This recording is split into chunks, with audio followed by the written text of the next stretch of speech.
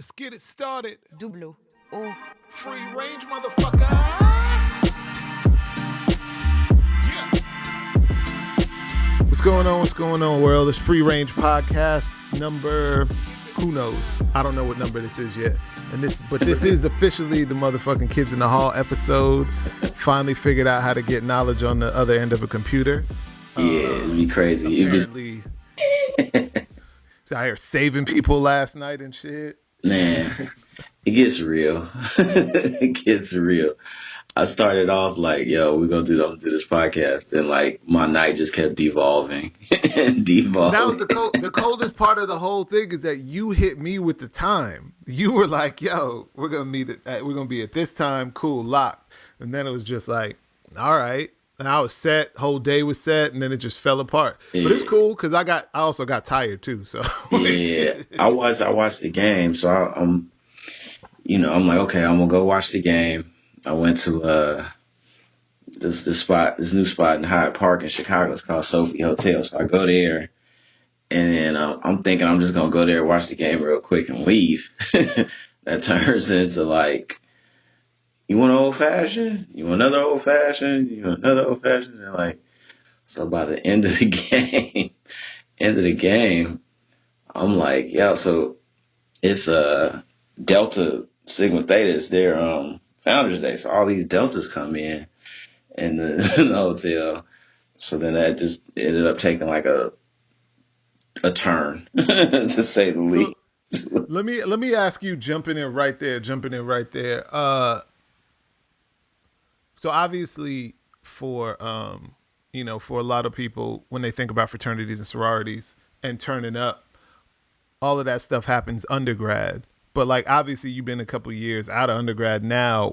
Is it still like, is there always just remnants of like, at any point it could just turn into a crazy ass frat party at the, or is it just kind of like, it's a black LinkedIn? Like, you know what? I think it's encapsulated the same way.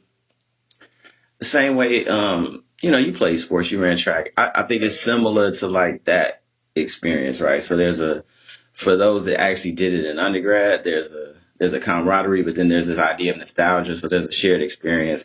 So most of what we talking about, like, has to do with a memory. People living in the past, pretty much. You know what I'm saying? Motherfuckers is definitely living in the past. And so what they end up doing is getting together for like brunch and like dinner.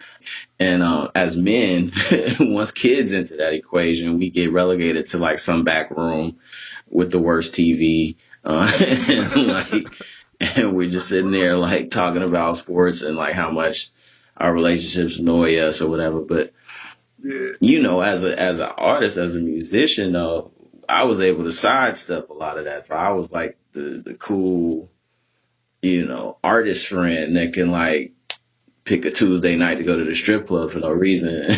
And like, I was the excuse for fun, you know what I mean? So now I've shifted into this academic space, and it's like, I've had to figure out how to put myself into that box. Yeah, so let's roll it back, because the biggest question I'm sure people ask me the shit all the time, which is like, where the fuck is Naledge?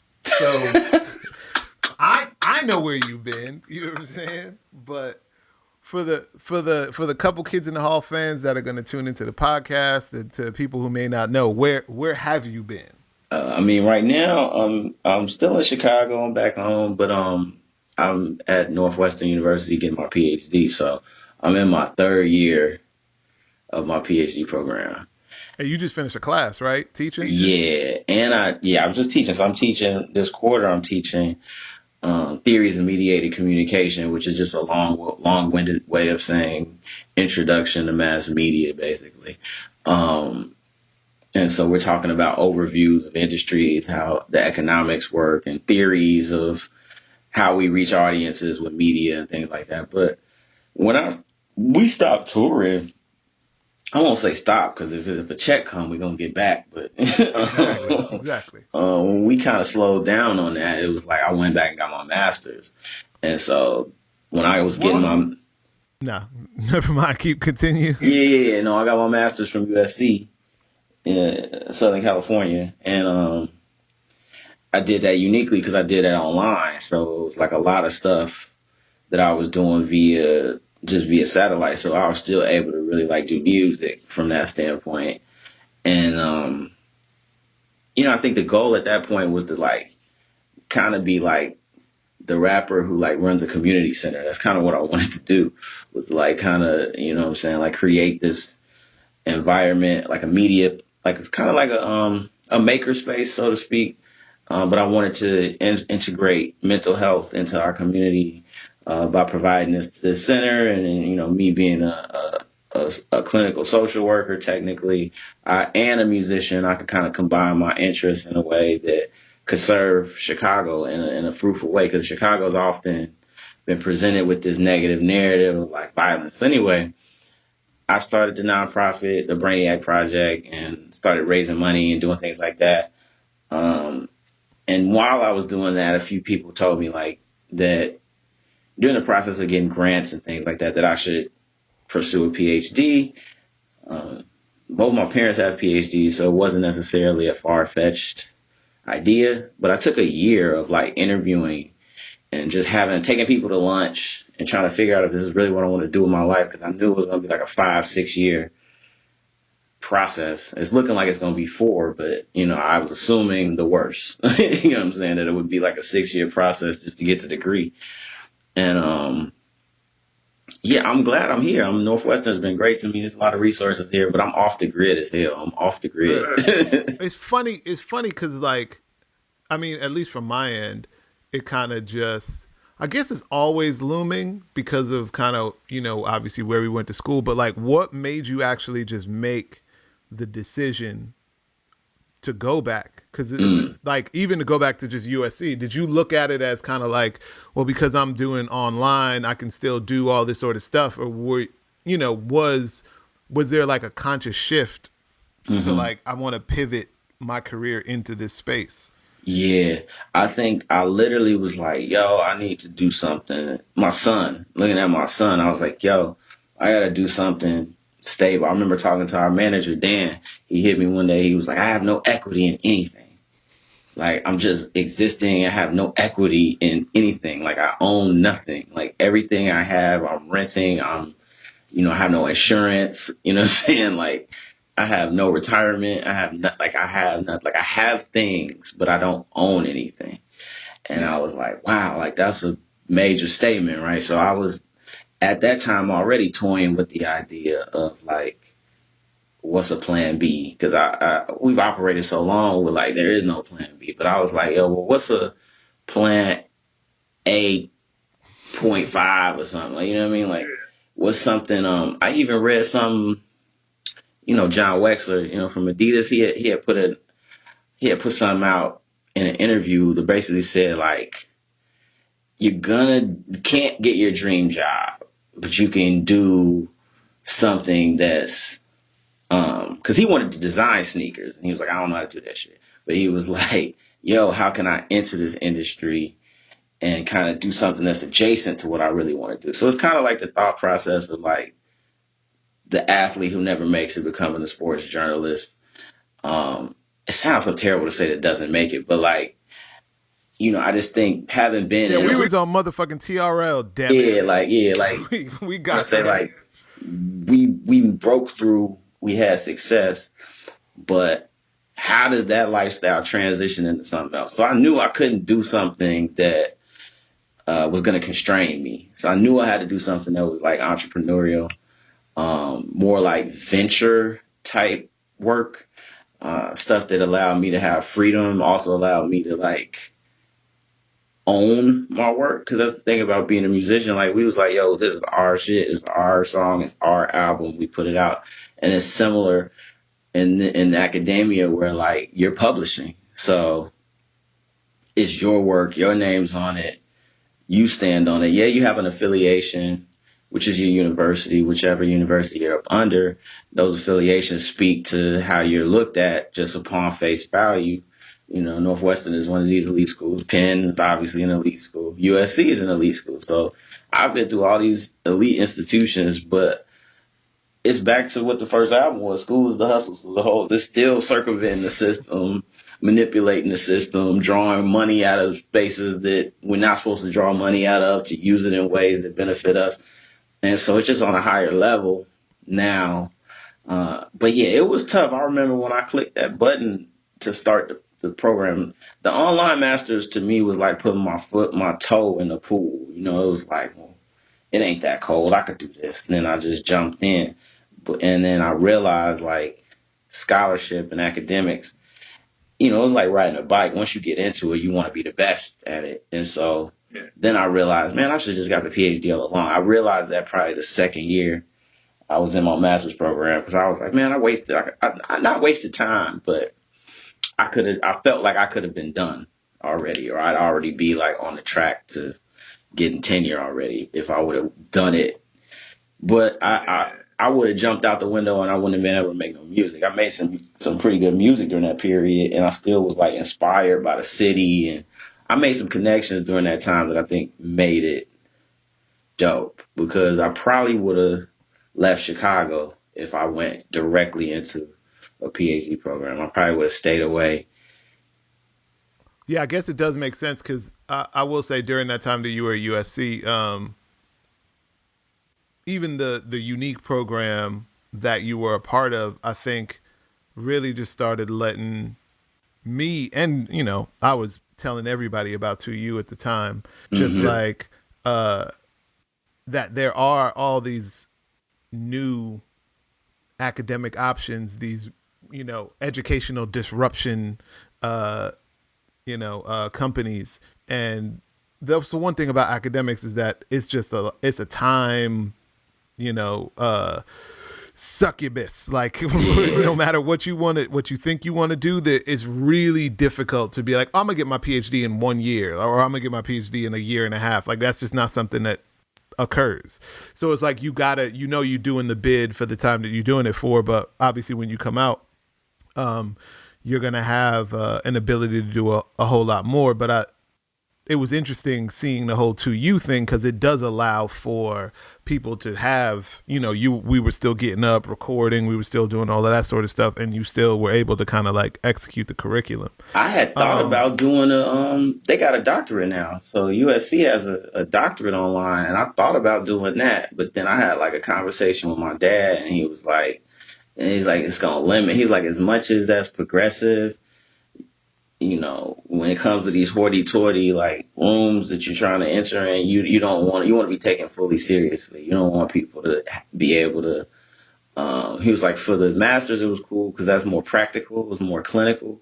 But when you're talking about like the space you're trying to move in and being a professor potentially, like you want to receive the full rigor of the brick and mortar of the school, and you got to absorb the relationships because a lot of yeah, academia is them that's the networks the and core shit everywhere, right? dinner, having wine, and all of that. Like it's a part of that. So you can't learn what it is unless you're walking around campus and you see the infrastructure and you're going to meetings and you're attending job talks and you're attending these speakers and you get indoctrinated into this thing, which is kind of crazy because I start going around like my friends that aren't in this, and they like, yo, dude, you got to chill the fuck out. Like you you citing people when you speak, and like you talking about authors we ain't never heard of. Like, what are you talking about? Like, you doing How how different when you're standing in front of a class does it feel,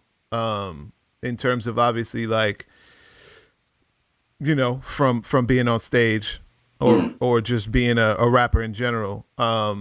Like are there transferable skills in terms of the yeah, performative aspect? yeah, because it's definitely time. This is my first time teaching a class solo, and it's my class, it's my syllabus, that whole thing.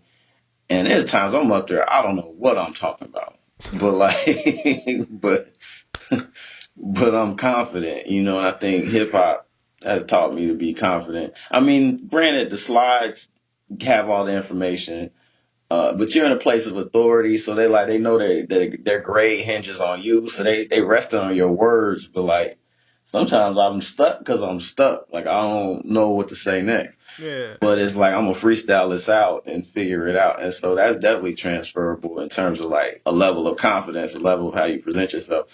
Cause I'm up there. It's like when we would be doing shows or sometimes the audience is just mean mugging you. You don't even know you did good until you get off stage and they come to the merch table and they like, yo, you dope.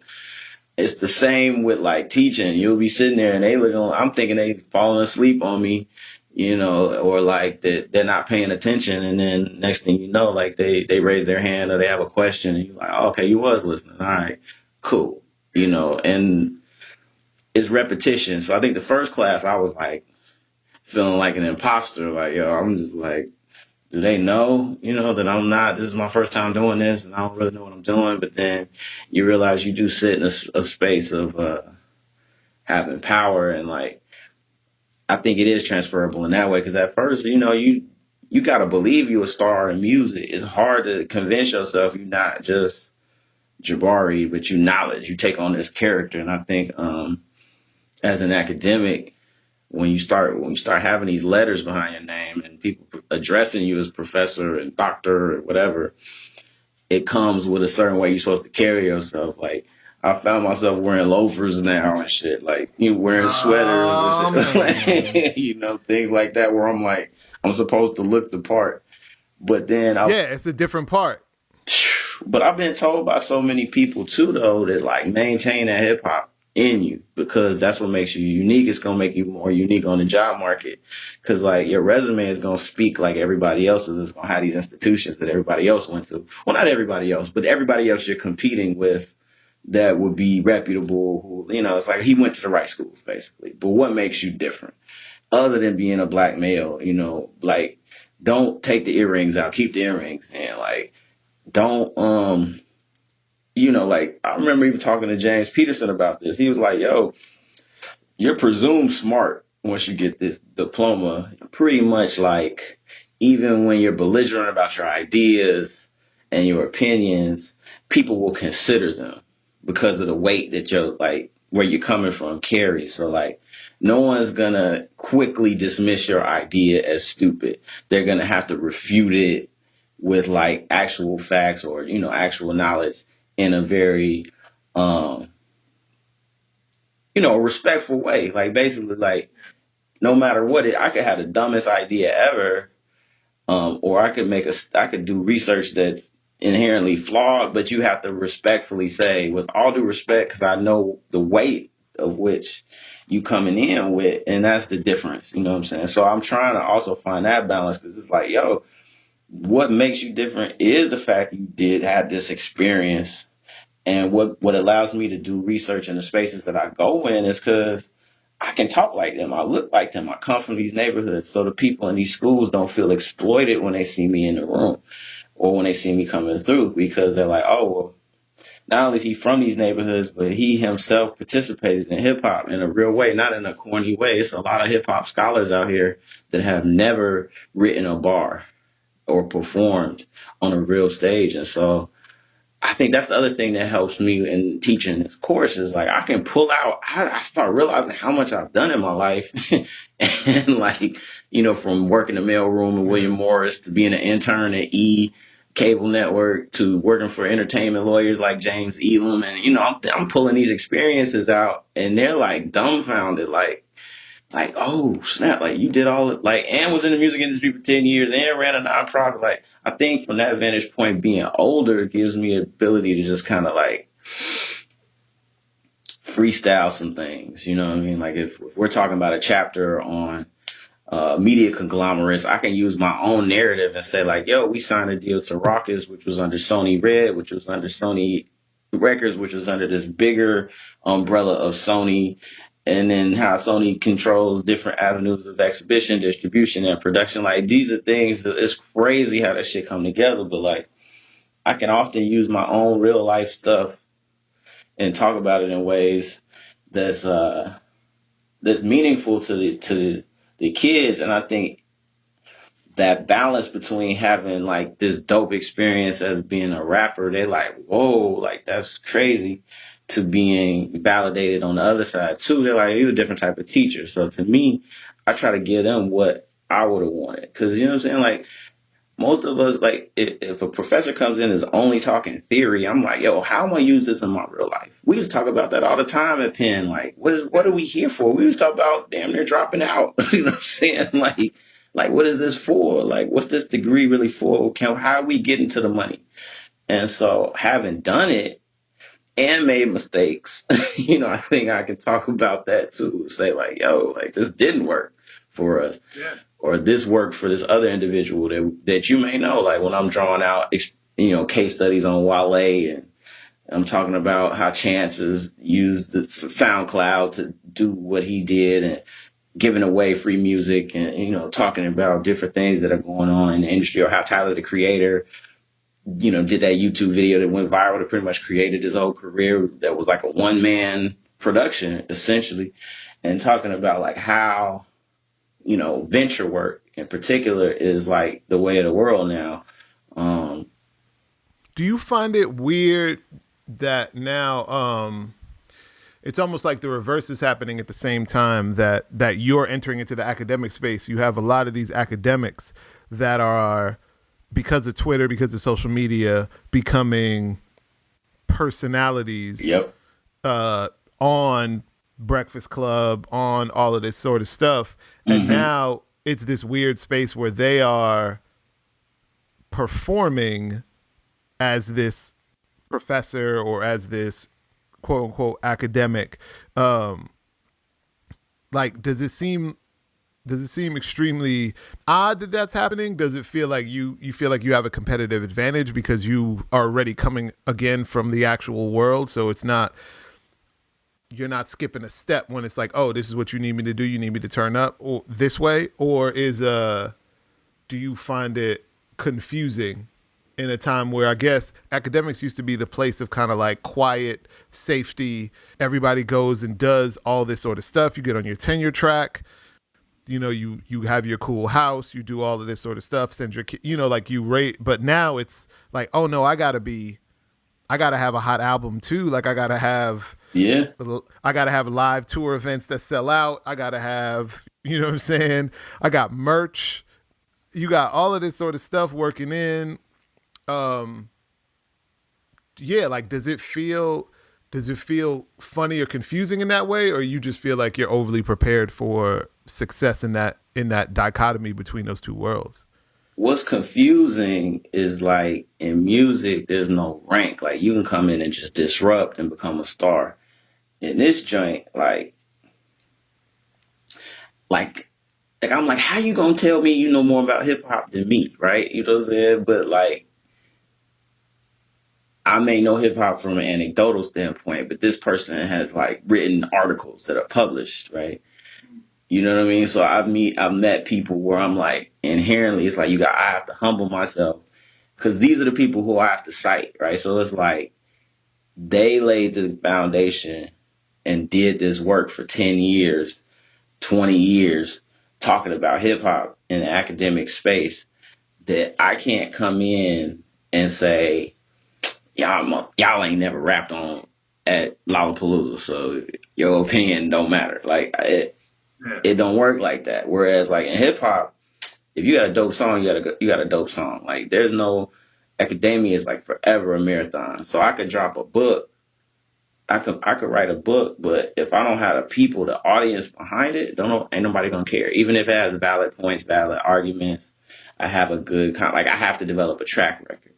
And so that's what's been difficult, is like knowing that developing a track record in this game could take 5 to 7 years. However, like there are people who are using social media, like you said, like it's different there. Like the public intellectual has changed because like somebody like a Cornel West, or I'm trying to think, even somebody like Michael Eric Dyson, like they came through in a space where activism and civil rights were like directly tied to being on the front line anyway. So like the intellectuals built with the politicians, and many times they serve both roles, because universities were they were the ones that were planning all the action for civil rights. Now with the internet, in a way, like activism has kind of spread to being this different type of thing that even like high schoolers are manipulating here in Chicago in ways that I never would have thought of. You know, you got people like Eve Ewing, who's at University of Chicago, who's she's a celebrity. You know, she has like 200,000 Twitter followers, and maybe, you know, somebody like Clint Smith, who ain't even finished his dissertation, who's at Harvard and like is, you know, doing poetry readings at the inauguration and stuff like that. So you finding social media is giving it academics a lane to say, this is who I am outside of the ivory tower. I got opinions because academics always have opinions. So Twitter is like kind of where most academics live real well. It's like because it can be real fast with these Twitter figures, and so you're seeing these people circumvent the system that way, show their humor, showing their wit. And it just Black Twitter in general was lit anyway. So the academics within there, they're real witty, and a lot of them have other interests. Most academics wanted to be something else anyway, before they got to be in. But how do you think that's going to affect the structure as it has stood, obviously, forever now? Because you can be in the, you know, like you said, like there are a few people that I've seen, again, on like all major interview kind of spaces that are in like second, third year PhD, haven't even completed anything yet, but they're being looked to as a voice of authority in a very specific sort of thing. And, you know, before you had to have X amount of years of tenure, you had to have you know, a couple books out, all of this sort of stuff. But now it's just like, yo, if you can craft that 140 characters, if you can write that Medium post, or if you can, you know, get that opinion piece on the Huffington Post or Black Voices or The Root or whatever, now all of a sudden you kind of become this voice. Yeah. And now that you've circumvented what the university system had in place as the way that you had to go, you know, what do you think happens to those spaces? Because obviously, you know, if we talk real big, when you got motherfuckers that got a gang of student loans and you got all this sort of stuff, it's almost like now it's just like, oh, I just need a little bit of the, you know, academic, you know, just a little bit of the education and a little bit of the like, oh, I got in here. So, you know, that check off that mark. But I could definitely see, you know, an undergrad at any random Ivy League school becoming like this huge voice. Yep. Just because it's just kind of like, yep, I know how to manipulate Twitter and IG. Yep. You know? And they got the space and time to talk. Like that's the other thing that this gig gives me the opportunity is like all I do all day is think. It's like literally, the tenure system is real constraining, and for those that like actually don't know about what that is, like the tenure system is what gives security to an academic to think freely and work on their projects. But what happens is when you're on your way to tenure, you're like you're a doormat. So every committee, they're going to put you on that while you're young. It's like you're being hazed up. And then the longer you are in the game, the less you have to be constrained to the university title, you know? So it's like, because you work, you're going to do service for the university. And so being on the Daily Show doesn't get you tenure. Being on MSNBC does not get you tenure. It's great. It's shiny, but it doesn't, when you're up for review, no one cares. But somebody like Eve Ewing, who's written for the New Yorker or the Atlantic, she's now a writer on Ironhead, I think, the Marvel piece. You know, she's doing all these different things, collaborating with Hebrew Brantley, doing different things. She wrote a book of poetry that was published, and she went on a tour for that. That has nothing to do with her tenure, right? So University of Chicago is going to be like, okay, so what did you do academic-wise? So she finally has come out with her book. Not to make this about her. She's a wonderful scholar, intelligent person, amazing. But she's kind of the blueprint. Her and Mark Lamont Hill, yeah, I see as kind of like people who circumvented. But he's tenured, though. He ignored the entire system, basically said, like, I don't want any part of it. Got let go from Morehouse and then kind of became a TV personality. And then he backdoored his way into tenure. But the interesting thing with that is like he's an endowed chair, but he's not technically tenured because he didn't do the time, but his position is endowed, so he's secure because of that. But the one thing Mark Lamont Hill never stopped doing is publishing. He's kept publishing books. So that's kept him in a space where he was, I don't know, he's a celebrity. He's always spoke on campuses. He's never stopped working in that way, in an academic way. And that's what the schools care about, is like he's always producing books. And so he's put himself in a unique position. He's almost like the like Chance the Rapper of academia in a way, like in terms of like, if you, particularly with like hip hop, like there's scholars in the space that I look to and I cite all the time. I mean, James Peterson was one of those. We haven't talked in a while, but like he's part of the reason I felt like I knew what his day to day was. He told me what his day to day was, and I was like, "Oh, word, I can do that." And he was like, "Yo, you can still do your music if you want. Like, you can still do this. This is how you maneuver it, and like everything fits with your narrative." And but then there's other people like Chris Emden, who's at Columbia, and like when he talks, it's like a freaking sermon. You know what I mean? Like he's kind of the godfather of hip hop ed, and so like there's people like him who have like 15,000 Instagram followers and like 100,000 Twitter followers, and you're just like, wow, okay, you can build community, and you can do that. You can have an audience for your work without the university, because people know who these people are without. It used to be your university led your credibility. Like Michael Eric Dyson is Michael Eric Dyson, whether he's Michael Eric Dyson at Georgetown, Princeton, DePaul, UPenn, it don't matter. He's Michael Eric Dyson. Same with Mark Lamont Hill at this point. He's Mark Lamont Hill no matter where he goes. Whereas, as a PhD student right now, Northwestern is bigger than me. It's like saying you signed a Def Jam or something. Like, you know what I mean? Like, if you're a PhD student at Northwestern, that means you have to be pretty intelligent to get to this stage, right? But then when I finish, now you're a graduate of Northwestern. Then it becomes, who was your advisor? Who did you work under? Who's your academic tree? And until you make your own contribution, which may be a book, it could be an article, because articles are read by our peers. So you could be respected amongst your peers and not be Michael Eric Dyson, which at the end of the day, like, somebody like Cornel West is respected by his peers for the work that he's published, not just because he's on TV all the time. You know what I'm saying? So it's kind of interesting. It's like how musicians, like, we know who got chops. Like, you know what I mean? Somebody might not be famous, but we know who has chops. Like, we know who, when they get in the studio, they get busy, and everybody knows, whether it's a producer, whether it's a drummer, whether it's a guitar player. They might not never get famous, but we know they get, like, when the guys get together, we know that guy's dope. Like Omos, for example. Yeah. Like, Omos could walk down the street, don't nobody know who he is for the most part, but like, amongst musicians, you mention Omos Keith, they like, oh, yeah, he got chops. You know what I mean? And that's kind of what academia is like that too, where guys will be like, yo, we know he's smart. He's next. Maybe he don't connect on Twitter, but like he gonna get tenure, because I see how he move, and people can see that. You know what I mean?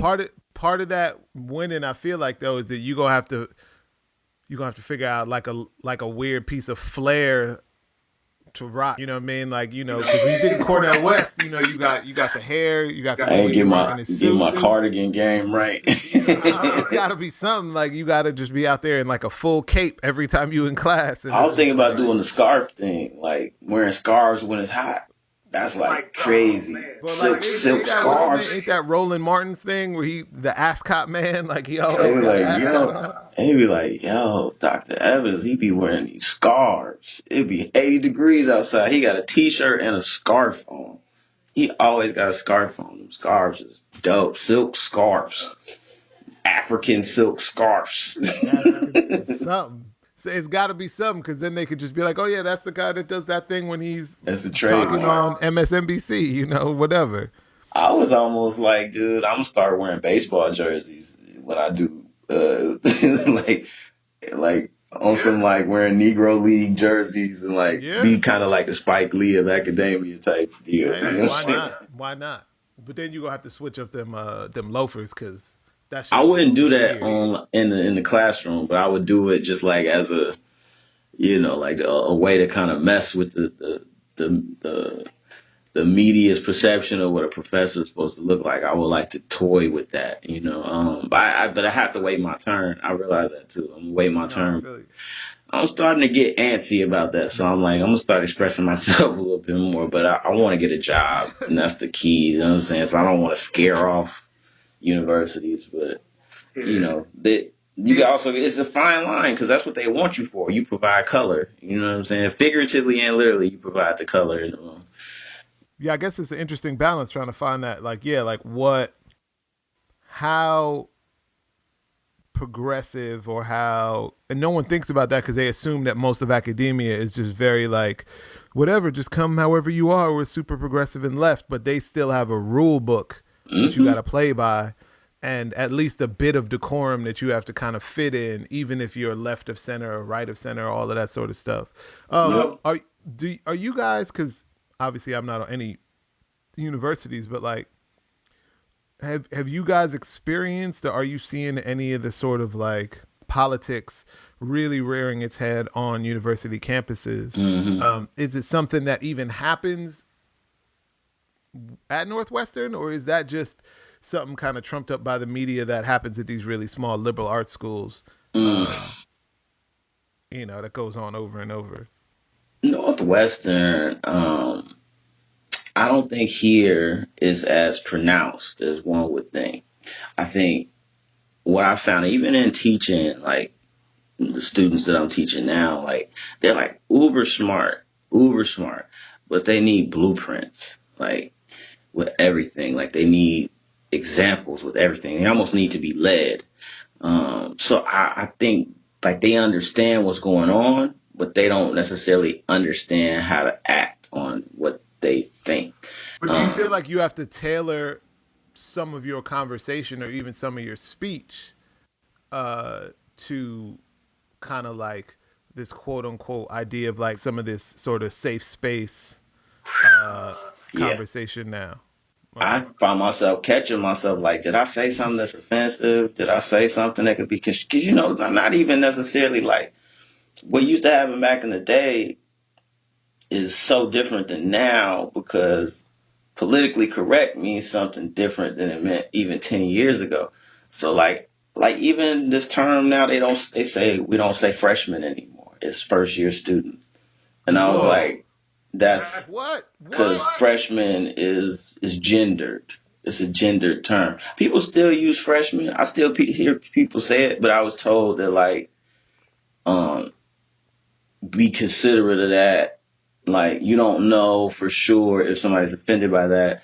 And I was like, whoa, we've been using the term freshman since like forever. Like, are people really gonna switch to first year student? Like, I don't think that's gonna occur overnight at all. It might not catch on, but I was told that like, a student could complain that they're offended, like that he's using these gendered terms, and I'm like, wow. Or even how we address the LGBT community. I did a case study on Ellen, and I'm talking about um, Ellen's coming out, how she came out on TV, what that meant for representation. And I'm like, I hope I don't say anything offensive. Like, I almost have to like preface, I don't know if I'm using the right term, but this is what happened, right? And in this day and age, you also have other academics that nitpick or people you work with that nitpick your language. So I stay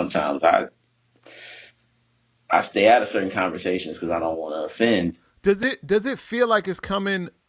Because Especially coming from hip hop, because we just talking hip hop. Stuff exactly, we say is exactly. so flagrant, and the conversations that happen in studios are like, like Yeah, terrible. Like we're scoundrels. You know what I'm saying? Like, what I'm saying? 100%. Does it Mm. feel like it's pressure coming from students, or does it feel like it literally is just like other faculty that's like, this is not the way that you talk about those things anymore? Hmm. It is faculty. I don't know. I think it's both. I think it's a little bit of both.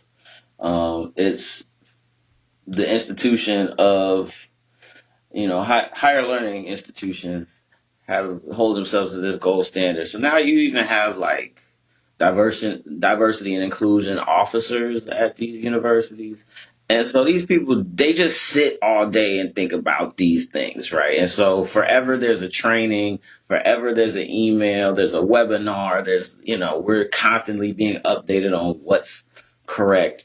And I think a lot of that just has to do with the university being scared of losing money, whether it be parents pulling their kid or whether it be donors not wanting to donate.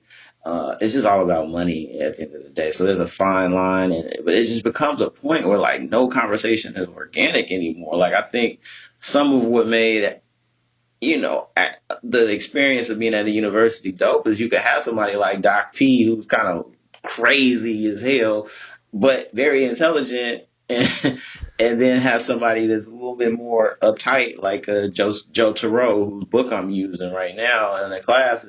Not that anything's wrong with Joe Thoreau. I'm just saying like that these two men are in the same field, and I could see them in the same day. It'd be like, this is crazy. Like, and they work at the same university, like, and they both have tenure. This is what that looks like. And then have somebody like, Beavers who like does poetry and whatnot, and then have somebody like, Dr. Ramsey who's like got a jazz quartet and is like chilling, like, it's just like, super cool dude, like hella cool, $1,000 frames on his eyes, like super cool.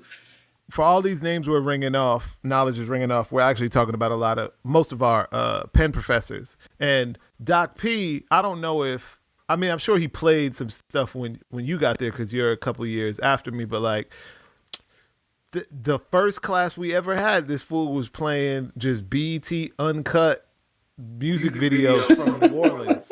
You know what I'm saying? Like he was just like, this is the culture. Like this is when we talk about where everything starts and ends, like this is kind of where we have to really be and understand that you guys are entering this space already very familiar with the vernacular. Now let's make it academic, but it's already understood, and all this stuff can tie back to Sankofa, playing that in class, and that can all tie back to the African continent. But it's weird that you couldn't have somebody. Then again, he definitely still pushed it a little too far. But at the same time, and people like that get written up now. They care about the course evaluations way more. And now, like, used to be like they had this saying, like if you had tenure, you could do anything but burn down the building and they can't fire you, right? That was like a saying. And now they go fire you. Like it's a cat who was at Medill, our journalism school here, and they hit him with the Me Too really hard, but this dude had like 30 or 40 accusations, and they tried to do the whole like paid leave. He's super tenured, just hide him somewhere. Like he has an office, but he doesn't teach. But like let's hide him somewhere. And then the Chicago Sun-Times did an article like, yo, Northwestern has this dude that's like getting paid like $100,000 a year to do nothing, and he's just hiding. And so they had to fire him eventually. But it was like the reason they didn't want to fire him is because it made Medill look bad. To fire this dude who won all these awards that we've honored. He was the dean of the school at one point. So he went from being the dean of the school to like behind the file cabinet, like where I'm at. You know what I'm saying? Like, and but they didn't immediately validate the accusations. And so it makes them look bad when there's 40 some odd accusations and nothing's happened over time. But it was because Medill was winning all these awards. It's the #1 journalism school in the country. We don't want to look bad, so we'll let it fester for a little while, then let him go, like quietly. Like that's what they wanted to do until the Sun-Times was like, nah, we're going to let people know that you got this dude that's like repeatedly like taking advantage of students. And you're paying him too much money to do nothing. He's still there. And so that it's a slippery slope. We start seeing these things where you're not bulletproof with tenure no more. So there's a fine line of like how much you can be, like, what I'm saying? But I think back in the day, like you could really confront students. You could offend students. You didn't have to do At the beginning of the class now, and in every syllabus, this is Northwestern's policy on diversity. This is Northwestern's policy on harassment. This is Northwestern's policy. And every class is a safe space, and everybody's opinion is this. And, I just think back in the day, there was a sense of like, you're wrong. There was like Straight a lot up. of like combative. You're 18 years old and you're wrong. It's Simple. it's like a lot of you debate. just got here. Gee, I've been here. There's this guy I TA'd for. I'm not gonna say his name, but he's like an older guy. He's like 80 years old, and he has this class that he's taught for like 30 years or so. So I TA'd for him. Super. Everybody's offended by this dude. I heard from so many people like, you're going to TA for him. He's going to say some racist stuff to you. He's going to say some super ignorant stuff to you. I found him to be hilarious. Like, you know what I'm saying? Like, he was hilarious. Like, we had it was me and this other guy were TAing, and he's like, man, I miss Chin. Chin knows how, like, and I was like, who is he talking about, this Chin guy? Like, why is he talking about Chin? He's like, because we're trying to add up the grades. It's like an 80-person class. He's like, Chin's better at math than both of you were. And we're like, yo, that's the most racist thing I've heard, like, in a decade.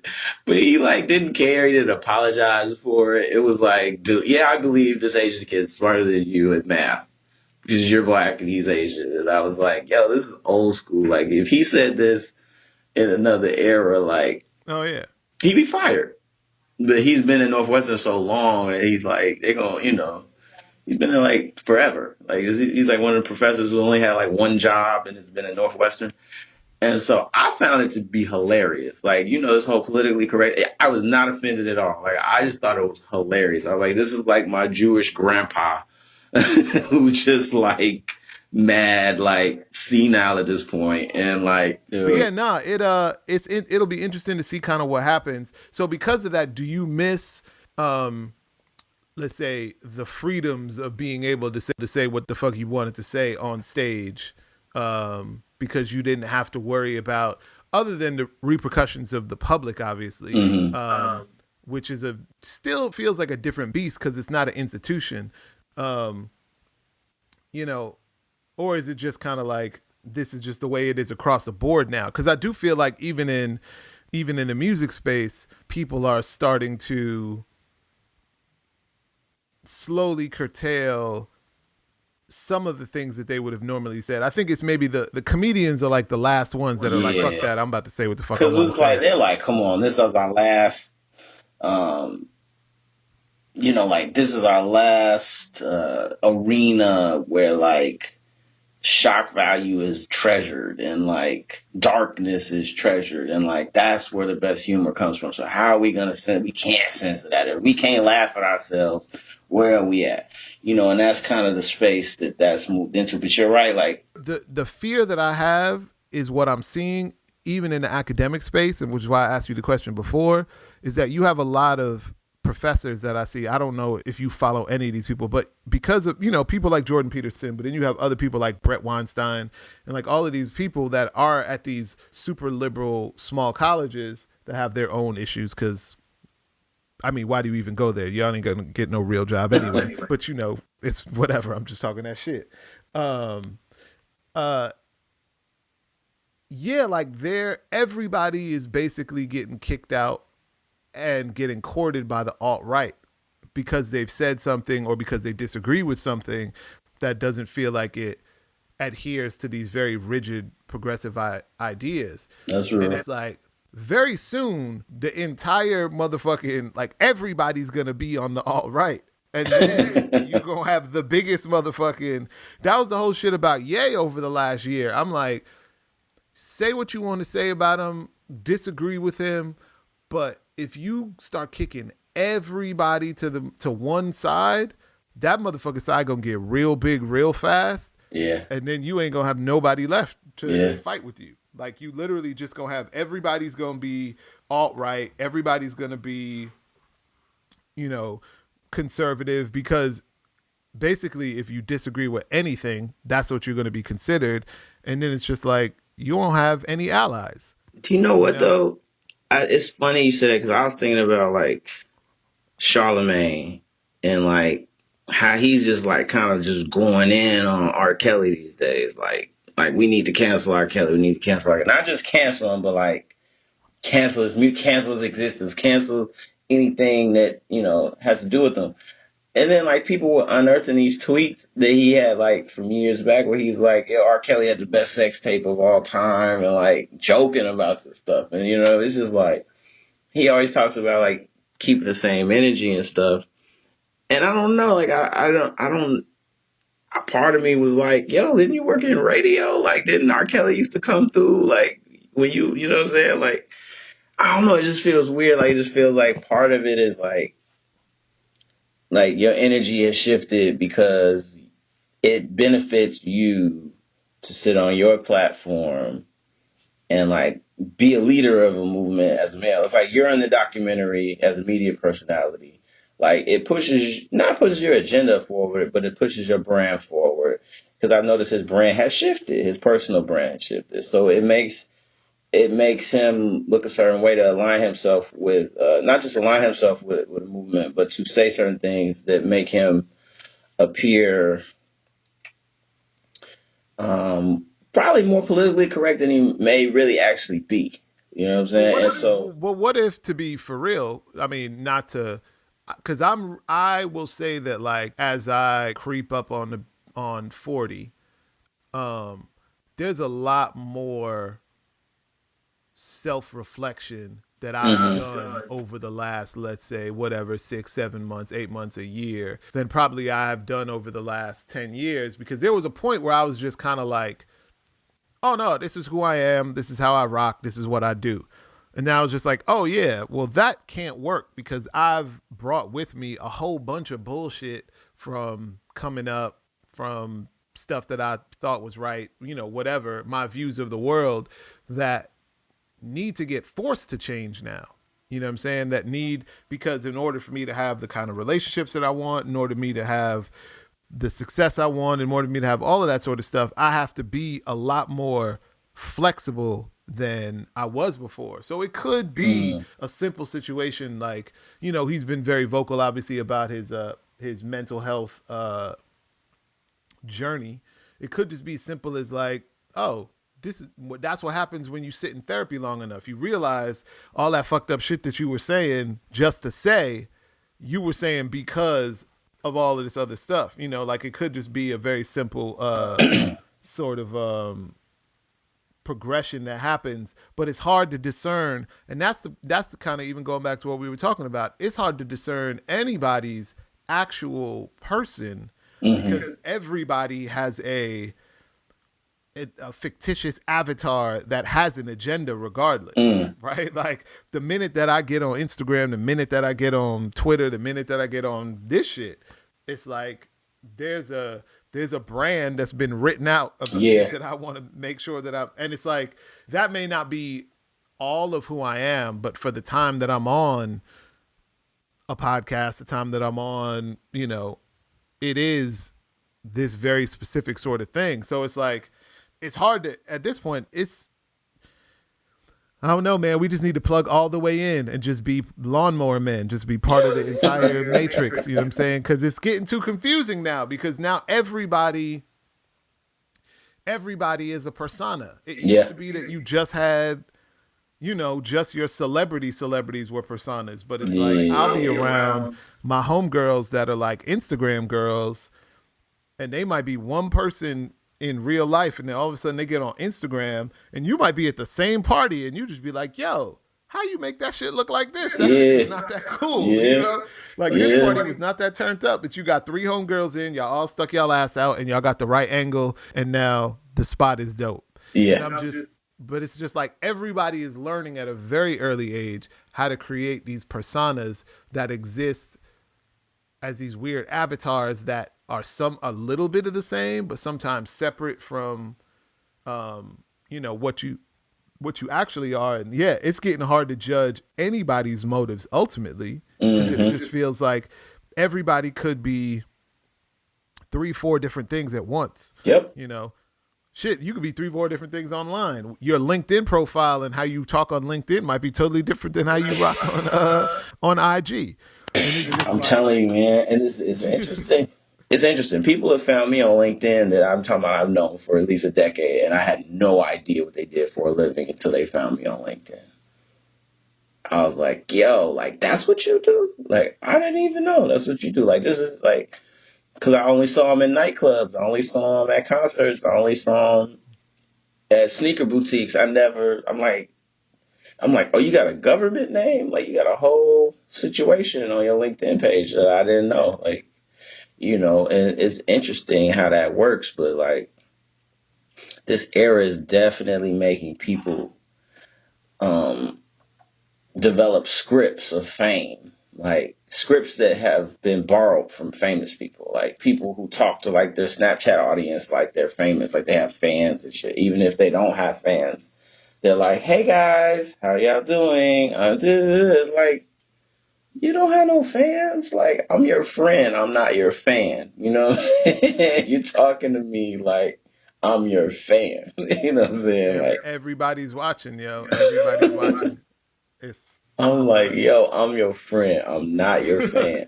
I'm like not I've your. known you since you were 6. I don't know what the fuck you out here doing. Yo, it's crazy though, because now you have internet personalities who can just do meet and greets and get paid, and it's just like, what is this? Like, That's what I'm trying to do. So fuck it. I'm it's like this about to is be really out here getting it. no discernible Um, talent, or people become comedians after they realize that they can like fill a venue. So it's like, oh shit, I can fill a venue. Now I need to become a comedian. So let me write some jokes. You know what I'm saying? But now that everybody's doing everything, when the fuck are you getting back in the studio? man, I'm actually getting in the studio on Thursday, so I'm happy about that because I was like, I've been BSing. So 2019 is about like revisiting like how to integrate um my integrate music into my everyday somehow. Because I feel like there's a level of mental health that just comes with creating music for me that I don't have right now. Where I was like, yo, like I'm just a happier person when I'm creating music. And it's a much more productive move than like just going to like nightclubs and shit. Like, it's like it's a much more productive space. But I think like the 9 to 5 grind, and this is something I haven't just even talking this out right now is therapeutic. But like the 9 to 5 grind, even though I don't have like the same constraints as some, I can see what it is. People become weekend warriors where you live for Friday, Saturday, and Sunday, and then like Monday through Friday, you're just like, you just sludge through the day, and like, you get your check, and I saw that working in the high school system. I saw that working in social work as well, where like the brief time that I spent doing that work, where it was like, yo, y'all really live for Saturday, like Friday and Saturday, and then y'all recover on Sunday, and then you hate Monday, and yeah, I was just like, that's an existence that I don't want. So I was like, yo, in order for me to maintain, I have to do work that pertains to my passion. My research has to deal with hip hop in a way that I want to deal with hip hop and deal with music and media the way I want to deal with music and media. Because I'm gonna be asked to do all this other BS. The one space that should stay mine is the actual research, actual work that's being produced. And so then it's like, well, my off time, I got to be more deliberate about my off time. Whereas, like, I knew so many people, I had so much respect for MCs like Vic Spencer, who like held jobs at group homes and whatever, but still was in the studio like 4 or 5 times a week. Cause bro, I leave the office ready to go to sleep. You know what I'm saying? Like, and I'm dealing with my son and dealing like, and I can't use that as, somebody like Vic, using him as an example. He has 2 children. You feel me? Like he's been doing this since, when we were on tour and I'm like, yo, can you come out? And he always made it to things. And I'm like, yo, you love hip hop, bro. Cause like, I was in a space where I didn't realize how fortunate I was, and maybe you could speak to this. All I had to do was wake up and make music. That's it. Maybe I wasn't the richest man in the world, but I felt amazing just doing that. And like that feeling, maybe I can't be 24, 5, 6, 7 again, but I can recreate some of that magic just by getting in the studio and investing in myself in that way. Um, like when you talking about how Asher Roth was just like, yo, I'm just in the studio because I got to exercise that muscle.